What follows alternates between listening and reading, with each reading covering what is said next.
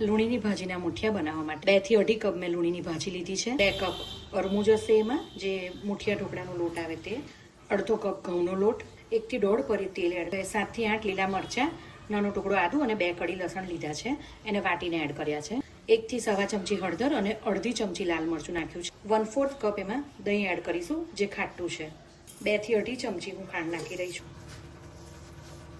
1 ચમચી ધાણા જીરું, 1/4 ટીસ્પૂન જેટલો ગરમ મસાલો, સ્વાદ પ્રમાણે મીઠું.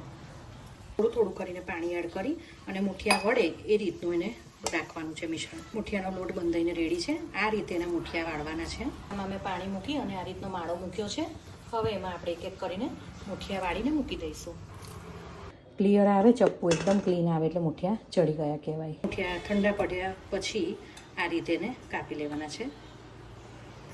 2 ચમચી રહી, સમારેલું લસણ 5 થી 6 કળી, લીમડો અને તલ થઈ જાય એટલે સમારેલા મુઠિયા બધા તેલમાં એડ કરી દેવાના છે. બરાબર મિક્સ કરી લઈશું. મુઠિયા સરસ વઘારી દીધા છે. હવે હું એને 7 થી 8 મિનિટ એકદમ સ્લો ગેસ પર આ જ રીતે સેમ થવા દઈશ, જેથી નીચેથી એકદમ ક્રિસ્પી થઈ જાય. તો તૈયાર છે એકદમ સરસ લૂણીની ભાજીના મુઠિયા. આપ એને ચોક્કસ ટ્રાય કરો.